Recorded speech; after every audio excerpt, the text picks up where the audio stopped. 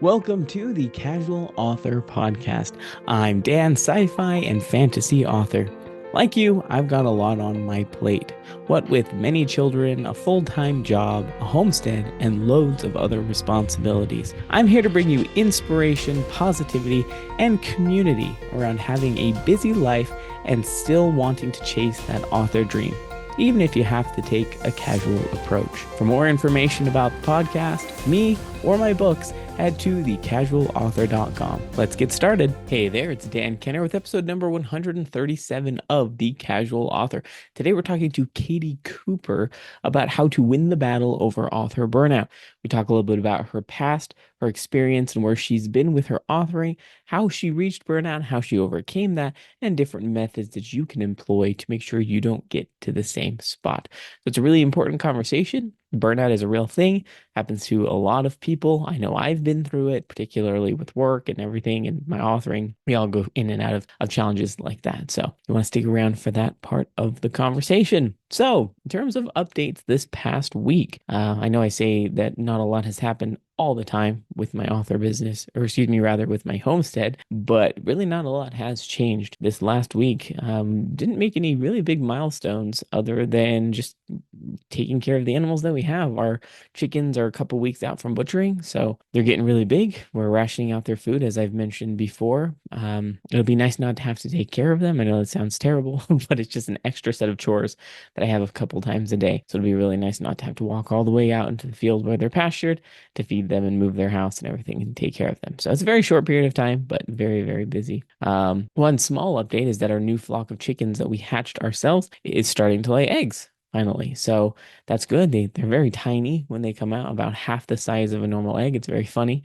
They last that way for, depending on the chicken, but a month or two before they become full size. So we're seeing a couple small eggs come through per day, and that's exciting because around when we butcher the meat chickens, we'll also be taking some of the older flock egg layers, and I suspect some of them are still laying intermittently, maybe not a lot, but we need egg replacements. So hopefully more of those chickens start laying here soon, so we can have at least some egg production during the winter. It'll obviously dip down because the sun, they need daylight to produce their eggs. When there's not a lot of daylight, they obviously don't produce as many eggs. So, but yeah, looking forward to having some of those new eggs. I think it'll be great. So another thing we're working on is preparing for hay. So one thing we try to do is buy all of our hay beforehand, buy it a year in advance, because in the winter, it's not always easy to get access to hay. So what we normally do is we, like I said, order it for a whole year. We have to create a big space in our shop, and I spend an afternoon, or I usually can do it in one afternoon, but this time I might have to do it in two, stacking it all in the shop. The reason I may have to do it in two this year is because last year and the year before, we only got about 4 or 5 tons. It's about 10,000 pounds of hay. And I could move that pretty quick. Now we're getting 10 tons because we have a cow and her calf that we have to feed through the winter. So that's double.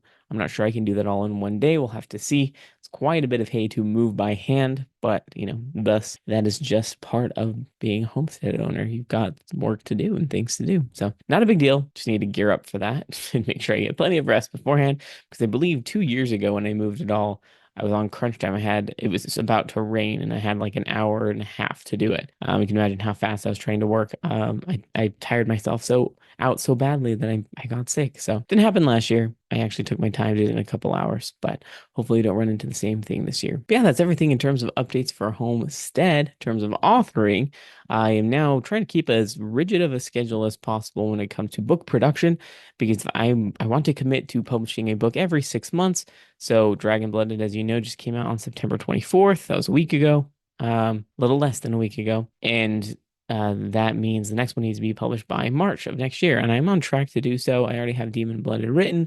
I'm going through editing it right now. What that does mean is I can't really afford to have times where I just edit or just write. I kind of need to be doing both at any given time. Now, I don't mean the same book. What I'm going to be doing is, and I think it's going to work in a very good way, I'll be writing the next book while editing the book prior to that, and I'll do it in different parts of the day. I'll separate it by time, because in the afternoon, my editing skills are pretty great. My writing skills aren't as awesome because I'm kind of tired and sleepy in the morning. I prefer to write. I'm very creative.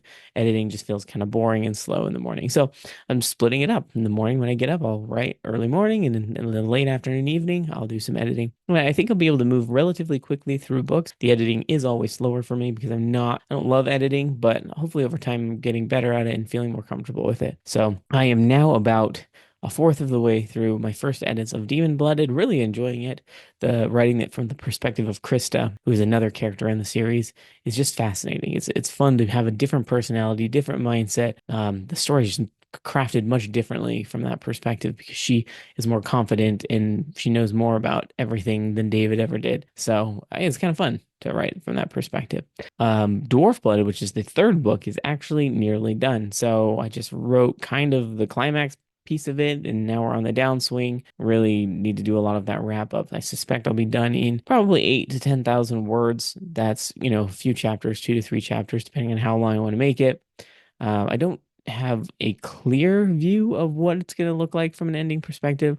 I never really do. It always surprises me, but I know I'll get there and be like, oh, yeah, that all seems to work. And then, like I said, to keep up with the schedule, what I'll end up doing is just setting that one aside and starting to write the fourth book, which the jury is out in terms of what I want to name that book. There's two options. I can't quite decide which one I want to start with. We'll have to see. But start the fourth book and then keep editing Demon Blooded. By the time I'm done editing Demon Blooded, and I'll pass that off to my editor, then I'll pick up Dwarf Blood, and hopefully that'll be enough time in between that I want to get back to it.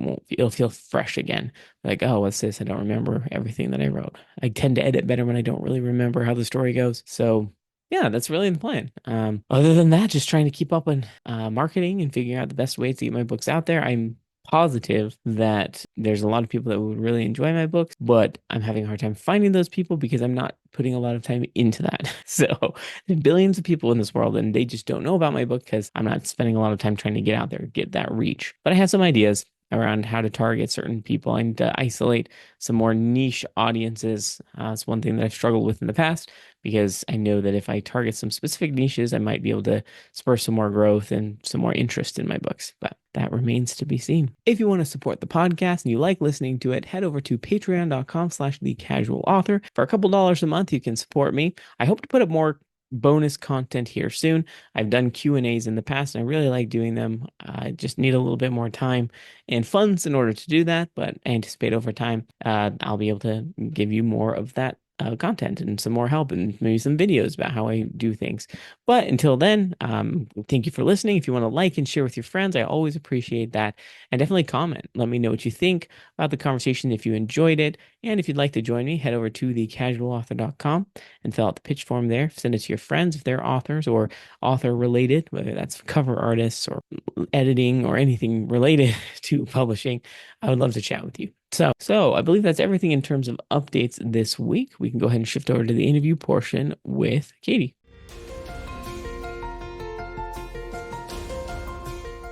Hey, Caitee, how are you doing today? I'm doing good. How are you, Dan? Doing very well. I'm really looking forward to picking your brain on mental health and burnout and writer's block and all the real things that suck about writing. Before we get into all that fun stuff, how long have you been writing and publishing? Oh man, there are two answers to this question. Okay. So, how long have I been writing? The answer is as long as I can remember. Okay. How long have I been publishing? I published my first novel about 2 years ago in September of 2022. Oh, sorry, no, it was 2023, so about a year ago. And then before that, I have worked as a professional SEO copywriter for about 7 years, which is very different from fiction. But I have a lot published on scattered websites throughout the internet from my SEO years. Very cool. Very, very interesting. And Yeah. what a great background to have when you're going into authoring. SEO is such an important part of an online presence, and I can imagine that those skills are just helping you so much more when it Yes, comes to getting out definitely. there. It gives me a leg up on marketing that I have worked in marketing and kind of lived in that sphere. Well, a lot of authors would be envious of you to hear that because marketing is not the easiest part of authoring. A lot of people No. agree. But so very cool. It's awesome to hear. I love to hear people have been writing their whole lives. I'm not that type of person. I didn't start writing until I was a little bit older. But I'm curious to know what was the change between writing your whole life to actually publishing something? Was there an event or something that kicked you over the edge that made you want to publish? Yes. When I was pregnant with my second son, this was a couple years ago, I got a really bad case of pregnancy insomnia. Mm, And yeah, it was rough. It was not very fun. that's awful. And so as I was wandering around in the middle of the night, I started picking up books to read again, which I hadn't done for a while because I've been busy raising my first son and working a little bit and life gets busy and stuff. And I read Veronica Roth's Divergent trilogy. I don't know if you've ever read that. I have, yes. It is. Yes. So I got to the ending and I'm a romantic at heart. And so I read the ending of this whole trilogy It's and it horrible. It just was destroyed me. I was so sad. Like my kid was napping, my husband was on the couch. It was like a Sunday afternoon, and I just dissolved into tears. I was like, "How could she do this, Veronica? You're so mean." And I have nothing against Veronica Roth. I just think she's a great writer. Um, but I went to bed that night and it was just I could not stop thinking about this. And I woke up in the middle of the night with the thought, if you're not happy, like go write a story you're happy with. You can Hmm. do it. And I had a story in my head off and on for about 10 years that was born from my time that I spent up in Alaska with some friends who own a commercial fishing operation. And that story just fell right out of the sky and hit me on the head like a meteor and said, write me, basically. And so I got up the next morning and told Dallin, my husband, I'm going to write a novel. And to his credit, he's very supportive. He said, okay, go for it. Absolutely. And so one thing led to another. And over the next couple of years, this thing came together over, nap times and after bedtime and just all these little snatches of time that I could find. I was writing what later became the novels that I'm working on, The Dark Lady and the Portlock trilogy and Silver Skin. And yeah, Very cool. I mean, I think it's yeah, very inspiring to hear people because I'm like you where I do need to find those other weird little times, 20 minutes here, 15 minutes there to kind of squeeze time in. And it's a type of writing skill that you have to learn. You know, a yes. lot of people, I like to tell people that the best thing you can do for yourself is train your brain to slide into the writing as quickly as possible. You know, you get into your creative zone. Some people say it takes up to 30 minutes for them. And I've trained my Hmm. brain to do it in 30 seconds. Just like Hmm. I'm not in the writing space. Now I am. Now I can write for 15 minutes. And you kind of have to do that to make it work. But Absolutely. so I'm curious to know because being a mother is not easy. Being a parent is not easy in No, it's general. not. There's a lot that comes with it. Yes. And that combined with the challenges of writing and marketing and publishing, how do you manage to stay above water? Not just in busyness, but in terms of mental health. Yes. That is an excellent question. So, and there's a whole iceberg underneath this one too. I'll try Mm. and be succinct, but Or long-winded. That's cool. yeah, We've either got way. time. Yeah, you might get more than you bargained for here. So after I had my first son, Evan, I had a really bad case of postpartum depression that went undiagnosed for like 9 months because it was Mm. COVID. It was 2020. And I had this baby in the middle of nowhere, Riverton, Wyoming, which is the literal middle of actual nowhere. And healthcare is very limited and they don't screen for mental health. So nobody knew what was happening, least of all me, which was absolutely terrifying to not understand what was going on. And that theme, I obviously wasn't writing during that time because it was too much. Like I just couldn't do it. But that theme of noticing the mental health issues and getting help and trying to figure all that out and understand why my brain was doing this kind of snuck itself into my books. And as I started writing, I kind of started to see and understand all of that, like all of what had happened to me better. There's some pretty heavy mental health themes in my books. There's one character who is basically a demon who just whispers in another character's ear, like, you can't do it, you're not good enough, like, you're not good enough for the people you loved, you did some terrible things in your past, and you'll never be able to escape, and you can't ever really change and be better. Um, and that's kind of come into my novels. But it's so funny because sometimes I'll be sitting on the other side of the keyboard with the little voice talking in my head saying, "You're never going to be good enough for this industry. You should be relaxing and rejuvenating instead of worrying about publishing books so that you can be a better mom to your kids." And so it's just been this really interesting juggling act of kind of stepping back and watching what's happening in my own brain, which I think is a really common human experience to have, just that little voice that says you can't do it, you're not doing enough, you'll never be enough. And then flipping over on the other side and saying, okay, self, like you can't just be the conduit through which this gets into your books. You have to actually apply these things into your own life, which for me has been kind of difficult. I thrive on creativity. A lot of people, what's restful for a lot of people is not necessarily restful for me. So I'll talk with my mom friends and they'll say similar things like, how are you keeping your head above water? I have no idea how you have time to do this.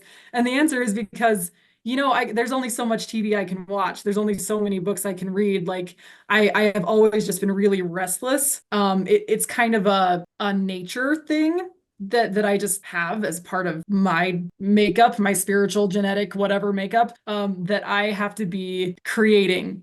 It's part of my DNA. And so my husband and I kind of joke that during this whole having kids and young kids and stay-at-home mom and postpartum depression journey, the thing that's been most effective for me personally is to fight fire with fire, proverbially. And instead of what would be typically seen as relaxing, I go and create and put my mind to something. Because sometimes, for me at least, during the darkest moments of the depression, which I should mention came back after having my second child, it does that. It's mean like that. It is. I sometimes on the hardest days, like the kids would go to bed and I would be like, okay, you made it through another day. And I wasn't feeling particularly great about myself. And so the thing that helped the most was to go put something as beautiful as I possibly could back into the world. And then I could wake up the next morning and be like, okay, I I know I did something good yesterday. I know I was not a bad mom yesterday. I can keep my head above water and keep going and nurturing these little kids and also trying to use my talents to nurture the people around me, whoever might happen to pick up my books. So there's your long-winded answer. I hope there was something in there that was good. Nothing. There's nothing in there that was. Nothing at No, all. it was. Okay, well, bye. It was. I actually am so fascinated by this concept because I'm curious to know if you can give an example of something that maybe someone might find relaxing that you don't, and what you might do instead. Because you mentioned creating. Is that just like writing the story, or you like plotting a story, or like what does that look like for you in terms of relaxation? And In terms yeah. of relaxation. So I do definitely writing the story. Some element of creation where I can see that I've made progress on the project. So Okay. yeah, so outlining counts. It's not my favorite. I do it because it makes my life way easier in the long Sure. run.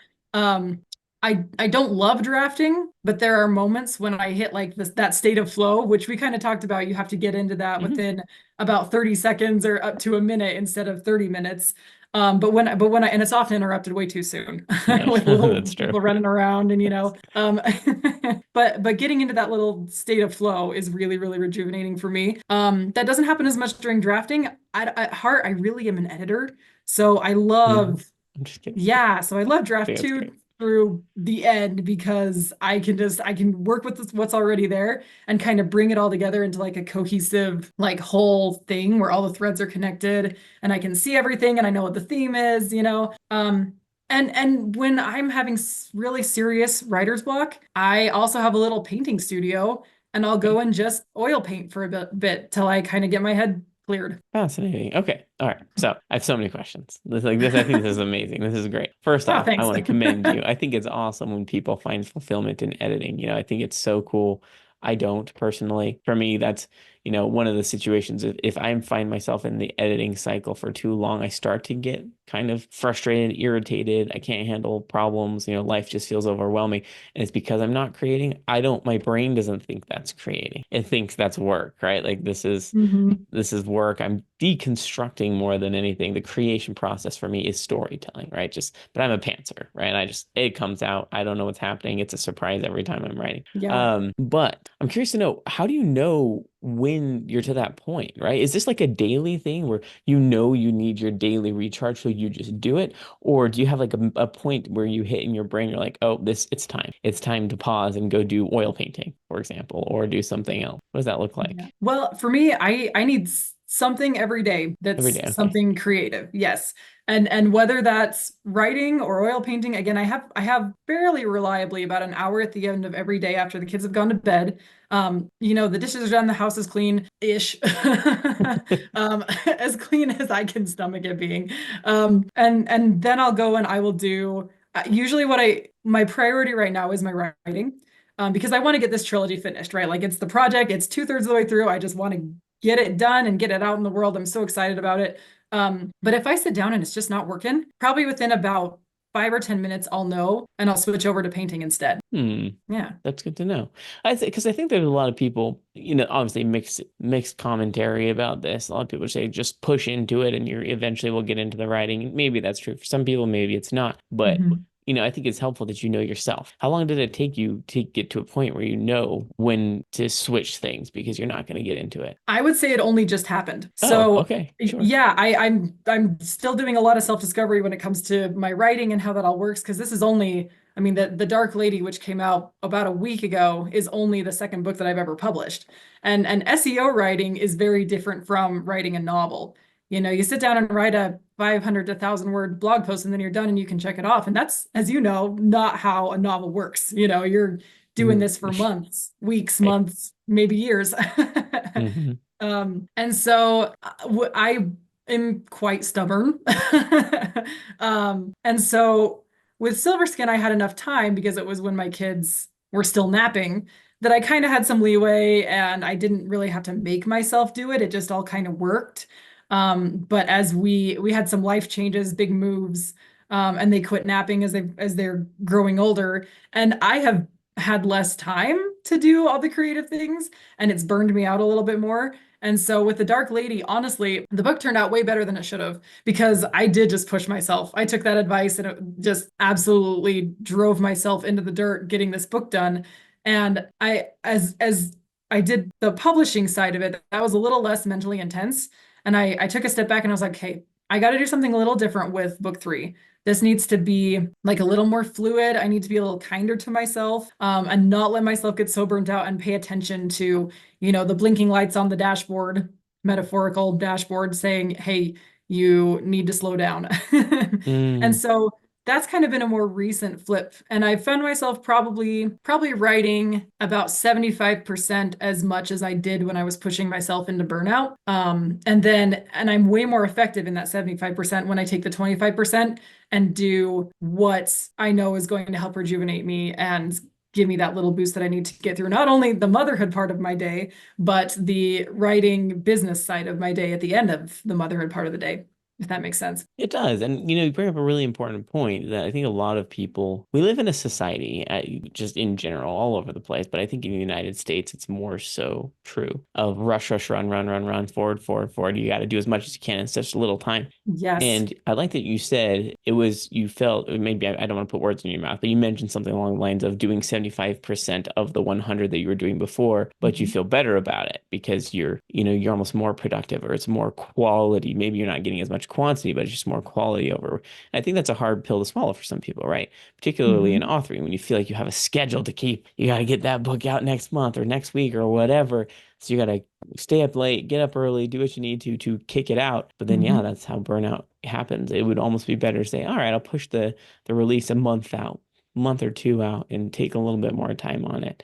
I think that's hard for Yeah. people to do. Yes, it was hard for me to do. I'm still in the experimental stages and I still find myself being like, go, go, go, push, push, push. And I have to Mhm. take a step back and be like, nope, you're not doing this anymore. Be nice to yourself. Well, I think we should all learn to be nice to ourselves a little bit more. It's But a shockingly hard lesson. I don't know why. well, I don't know what it is about being an author, but for some reason I find it so much easier to be more critical. I think Yeah, me I too. suspect it's because you have to be critical about your writing, this very long piece of you. I don't know what people say, like writing is a piece of you. All the things you put out, all the books are a piece of you, and you Yeah. have to criticize them because that's just part of the process. They make it better. Mhm. And so it's so hard not to equate ourselves into the writing because it's not quite the same, right? But at the Right. same time, like the criticism that goes to your writing, you have to separate it a little bit because it's not you, it's your writing, and that's different, but Right. it's And it's, tricky. yeah, and it's personal on a level that like nothing else I've ever experienced is. Hmm. Like It's I true. grew up playing a lot of music, and it's your interpretation of it is personal, but you didn't write the piece. Like Hmm. you're just playing somebody else's work and you're doing it to the best of your ability, but it's very different from writing when it's all from your little brain, whatever came out of you, and Yeah. it's totally different. So I find it interesting. You mentioned you did music growing up. Is music not an outlet for you today still, or It is. it The is a the little tricky bit? thing is, I typically when I sit down to play the piano, I have two little boys, 4 and 2, who want to climb up on my lap and help me, which Basic thing, yeah. yeah, it kind of crimps. I love it. I love it, but it also, throws off my groove, as Cusco says. Yes, I was gonna say I know exactly where that reference is coming Yep. from. Yep. You know you have kids when, but no, I think that's cool. It's the one thing that I think people need to realize is that you can't just push forward. You do need to take those times to take a step back and relax and recharge, whatever that looks like for you. So Yeah. for me, it's ironic, but drafting is my favorite. And so if ever I start feeling frustrated, I will literally just open a blank page and just start writing. And I have no idea what's going to happen. It's just like stuff happens and all of a sudden the story comes out of nowhere and it feels so good to me and then it makes me excited and okay with doing the hard thing. Yeah. So, but you have to know your thing, right? Whether that's editing or painting or whatever. And if you don't have a thing, then I would recommend finding something as Yes, quickly as possible. absolutely. Yes. So, do you have any advice for people, at the beginning of their writing stages to get started in the right way so they can avoid burnout? Ooh, that's a good question. I think if you can end every session on something of a high note, it's hard because, and especially if you don't really have total control over your time, you don't ever know when your Mm, session's going to end. But if that's one thing I've learned from being around kids, it's that if you praise does more than punishment or mean words or whatever. And so if you can end all your sessions on as positive a note as you can, then that will help you going forward. It'll associate that in your brain with something that's positive, and so you'll want to do it again. yeah, I like that. I think that's amazing. And it's almost like a little thing, right? Yeah. It's not like a grand change. It's just those the small moments every day, every session that helps build this pattern or habit in your brain. Yeah. Yeah, I like that. I think that's very, very cool. I want to take a little bit of a shift here. We're going to shift gears and talk a little bit about community. Because one thing you mentioned you're passionate about is creating a community for the better of everybody. And, that could look like anything, being parents, parent community, Hmm. religion, religious community, neighborhood community. But I want to focus a little bit on the writing community and reading community because it's just an interesting enigma. I'll just say that. I'm curious to know for you, how does the writing and reading community play into you as an author and what you're doing? Yeah, that's another good question. And I think part of the reason that I'm so focused on it is because, so story time again. Um, so my husband is a professional speaker. Hmm. He, for lack of a better term, he's a motivational speaker. He goes off and he talks about mostly perspective, and things and how to get along with people, talk with people, especially those that we disagree with and might not even like. In this area of division, that's super needed. Hmm. But he's involved with the National Speakers Association. And they have this big conference every year, and their big thing is if we all collaborate and if we all help each other, we can all rise together, basically. And they say, I think their founder, gosh, I can't remember his name right now off the top of my head, but he had a saying that he founded kind of the whole association on, which is if you think there's not enough pie, then just make more pie. Hmm. And so I went there and I heard this, as a guest, somebody on the fringes. And I thought that was just so cool because so many organizations and so many industries are so competitive within each other. You don't look around and think make more pie. That's not a very, it's not as if it's an un-American way of thinking, but it's not our first instinct and our aggressive, high-powered, busy, run, run, run, work your face off culture that we're in. And so as that's really stuck with me, and as I've been writing and meeting other people and trying to help my fellow authors, especially my fellow indies, that's kind of just been one of my driving forces. Is just let's just make more pie. I read a article by Publishers Weekly. This was probably 6 or 7 months ago, but they said that the rate of readership in the US is declining. Hmm. And it has since COVID. People just aren't reading as much anymore. And part of that, I think, is because people are, pretty much settled back into work and back into a daily routine that is outside the world instead of in our houses with maybe more time, depends on your situation. But my thought there is, why on earth is it declining. You know, if they were readers, shouldn't it be fairly easy to draw people back in if they find a book that they like or a genre that they like or several that they like? And so, I mean, if we can go out there as authors and talk to readers and bring them all together in a community, even if it's like a huge, it's there's nothing that's like organized in my mind. It's just like thoughts and frameworks and ideas, basically. But we can really bless and help each other's lives as authors by going out and helping readers find books.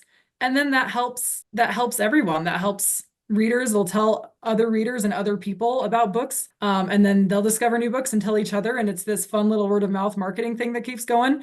And then authors can help each other sell more books and find more readers. And it's just a fun upward cycle. So there's so much to deconstruct about that because I like what you're saying and I totally agree. I love the make more pie idea. I think that's very clever and That's a good one. very meaningful. I think so. This question is gonna be a little tricky, right? Because I agree. I think community is very important. I think helping other people find readers and writers or books that they like, I think is so important. Mhm. But this is going to sound so negative, but it's a lot of work. And It is so a I'm lot of curious work. to know, like, how do you balance that, right? And so let me give an example because when I first started getting into authoring, I published my first book and then didn't even realize that I didn't have social media. I was like, oh, I don't have any social media blasts at all. So I rapidly got on Instagram, eventually got on TikTok, doing the whole thing. Mhm. But it's so easy to be sucked into it and there's just so much to it, right? For example, Yeah. every once in a while I'll get a video that gets a lot of views, which I'm very grateful for, but I have, 50, 60 comments on the video. It's just like, I don't know when I'm going to find time to respond. I don't know when I'm going to find time to engage with other authors, say for, one-on-one podcasts, which I'm doing today. So how do you balance it? How do you know how to tip the scales so that you're spending the right amount of time creating community, but also writing and moving forward with your publishing? Yeah, and that's a good question, and I don't know if I have the answer to it. No, I that's think fair. I think it I think it's probably my first instinct is that so much of life is just about balance, and Hmm. balancing what we need to do versus what we want to do versus making sure that others around us are taken care of and all that. And I think that there are times when your work has to be front and center. If you're releasing a book or if you are just really pushing through a tough patch and you have momentum and you need to keep going and you can't take the time to be on TikTok or TikTok or social medias, then you just got to know that you got to put all your energy into writing the book. And vice versa. If there are times when maybe things are a little bit slower or you're between ideas or something, then I tend to hit TikTok and Instagram a little bit harder on those days Interesting. or weeks. I mean, it makes sense logically, right? I mean, my wife and I, we homestead, we have a bunch of kids, we homeschool, we do all these things that tie our time up. But, winter comes around and the homestead slows down where, it's just maintenance through the winter. In the summer, things are super busy, gardening and everything. So we have to tell ourselves times and seasons, right? There's times and seasons when you do different things more and other things less, and they switch and they Yes. kind of ebb and flow. But it sounds so silly, but I've never thought about that with social media. It always has felt like an all or nothing type thing because, it's just, it draws me in or pulls me in, or there's just so much work, or it causes stress or overwhelm. It's just Mhm. like, I feel like I have to pick one or the other. But you're right. You're in different moods. It's okay to follow those moods and they do your timing and scheduling and just go with the flow. So I Yeah. think that's very impactful. So what Thanks. have you done specifically to create a community for yourself? Are there any things that you do or you make sure you do? Oh, you know what? This one's also tricky because I've spent most of my writing career very geographically isolated from other Right. writers. So I mean, a lot of what I've heard and a lot of what I've heard before I decided to indie publish, which took all of 10 days and two queries because I got really sick of that life really fast. Um, You sound just like me. That's exactly what happened. I queried exactly 2 times. I was like, nope, I was I'm like, I'm not not doing doing this. this. Too many gatekeepers, and when I get through the gates, I don't even know if I'm gonna like what's on the other side. So, Exactly. um, Yeah. yeah. So, everything I heard was like, go to conventions, go to writing gatherings, and I'm like, Hmm. okay, I am a young at that time, like, pregnant, 6+ months pregnant lady with a baby and in the middle of nowhere, Wyoming. I can't just go to, Salt Lake City. I can't just go to Denver. I can't just go to Billings on a whim to go to writing conventions. And so what I started doing was I started the social medias, I started the TikToks, and locally there was a group called bookmarked literary arts over in Lander, Wyoming, which is also central, also middle of nowhere, very close to the Wind River Indian Reservation. Beautiful country, completely just isolated from everything. But there's this little literary arts festival. And so I went there and I met a couple authors and I couldn't go to the keynote speech. It was just like I went and I did a reading and I went and sold some of my books to locals over in Lander. And I think I sold like 4 books and was just absolutely ecstatic because that was awesome. Little debut me making my sales debut at this teeny little festival. But I met some really cool people there. And I got in touch with like the Wyoming Writers conference. And I couldn't make it to that either because this year we moved and started a new business. And so there's all sorts of financial barriers and blockades, but the little stuff gave me the foundation to build a community that would support my Kickstarter campaign when I launched it for Silverskin. And so a lot of people that I met during that literary festival, they were people who ended up backing the Kickstarter, who ended up reading my work, who ended up liking my work and vouching for it word of mouth, which is huge, especially when you're indie published and fairly young like me, because people don't necessarily have the highest expectations, which is understandable sometimes. But that event gave me the confidence to go after larger events. And I will be attending my very first conference September, which is like 2 days from now. Oh my gosh. Yeah. 2 days, huh? Yeah. And what I did to get to this conference, because we're still on a little bit of a budget, again, relatively new business that we just started with Dallin speaking, it's going well. But I couldn't just pay and walk down and go down to Denver for a conference.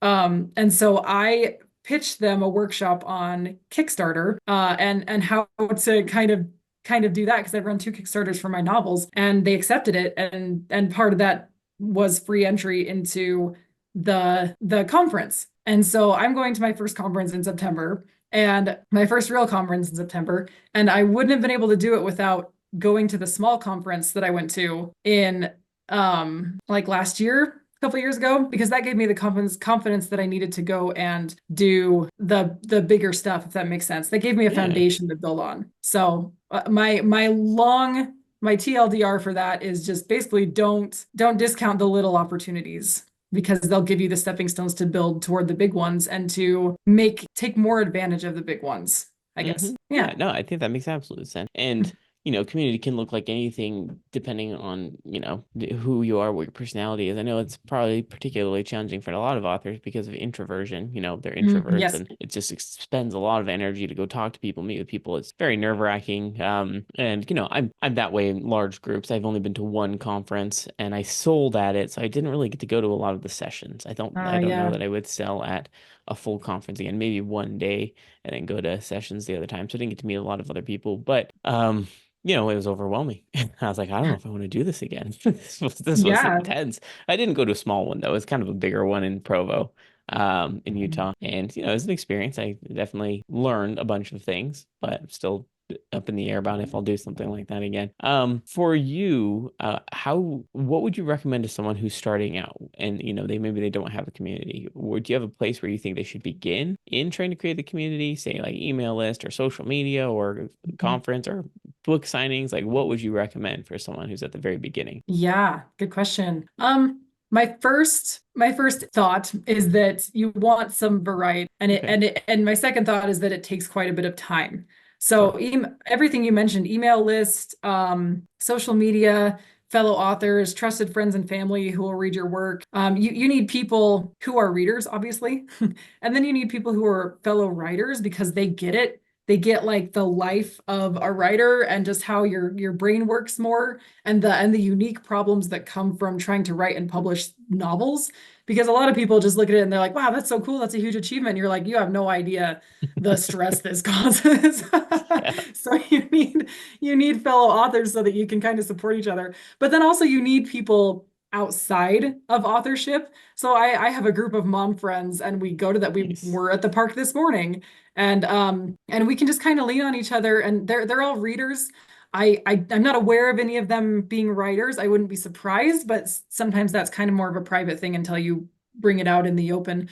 And so, but we're just, moms who are taking our kids to the park and talking about all facets of life and the hard things about everything that isn't writing and supporting each other in all our endeavors. And so I think you need people who are on the inside and also on the outside that you Hmm. can make sure that you're a well-rounded person with and have the support you need with every kind of facet of your life as an author and also as just a human being who needs help and support. So, and then I think as your opportunities grow, you can go to conferences and decide if that's for you or not. I have no idea if it's going to be for me or not. We'll see. And you can go sell, you can go present, you can go just attend all the workshops and be a student and be wide-eyed and learn so many things. And critique groups and writing groups. I actually don't even have one of those. Um, so that's very high on my list is to find a writing group, critique group, because I've heard those can do wonders and I would like one. So, I think it's just continuously about filling in those holes as opportunity presents them. It's not going to happen overnight. You just kind of have to be patient and keep your eyes open for opportunities and don't discount what seems like the little ones because you never know what they're going to lead to. Well, and don't be shy at all because I Yeah. think being out there, you miss all the shots you don't take. Yeah. Everybody's heard that, right? But I think you said a lot of things that are impressive. You've done 2 Kickstarter campaigns. You've sold books in person. Once again, it's not the amount that matters, just the fact that you've done it. Hmm. You have this perspective shift. You've got these communities. I think what you're doing is building this network, this strong base of your growth into an author career, whereas someone who might rush into it might stumble and fall as they get further in because they don't have that foundation, that community, that understanding of self-understanding, which obviously self-discovery continues until we die, I'm sure of it. Me too. But still, I feel like you have a leg up on some other authors, and it's not a comparison. It's mainly just a, hey, this is good, this is a good place to begin Yeah. because with And I these and I come from a foundations, business background, so that's also yeah, very helpful. that does Hmm. help. Yeah. So for people who don't come from a business background, Hmm. is there a recommendation that you have for starting to gain that business acumen so they can, make business founded decisions in their authoring? Yeah. Go slow and get help. Okay. Yeah. Because Okay. Sure.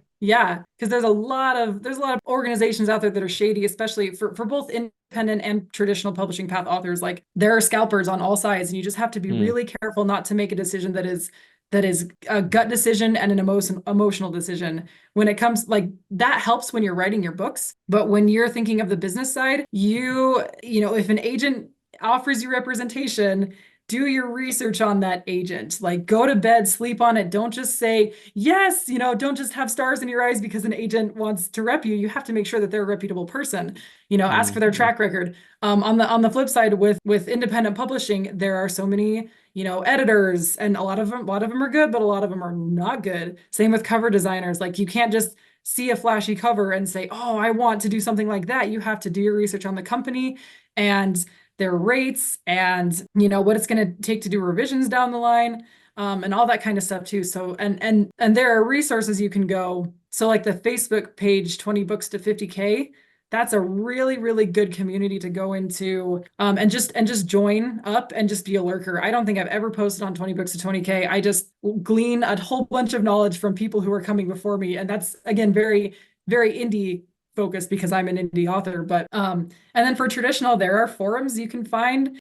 You can meet in person again if you're going to a lot of conventions with people who will talk to you, with agents who will talk to you, with just there's all sorts of resources. So go find people who are doing it and maybe who are a couple steps before you, and don't be afraid to ask them questions. It's the same thing you just said, right? Like don't be shy. Don't be afraid to ask them questions.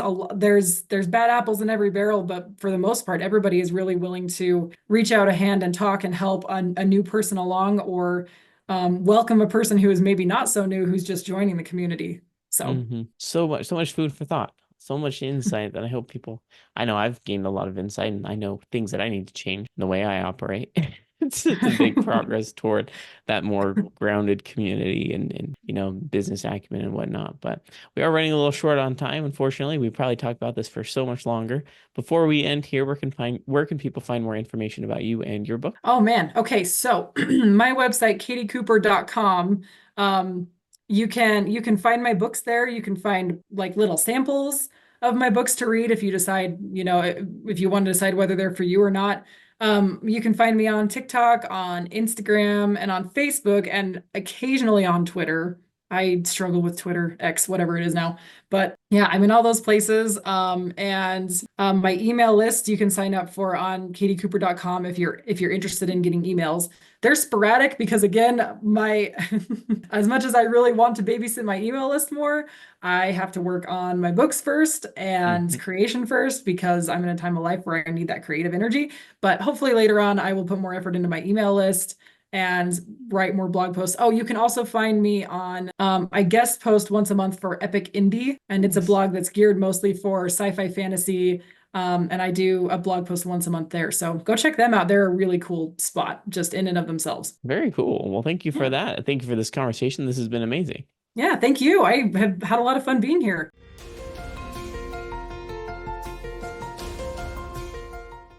Thank you again for listening today. Next week, I will actually be taking a break from the podcast just for 1 week. We've got a lot going on this weekend in preparation for butchering the following weekend. So I'm going to take a little bit of a breather for 1 week and we'll be back the following week, which is the middle of October. So thanks for listening today, and I look forward to talking to you next time.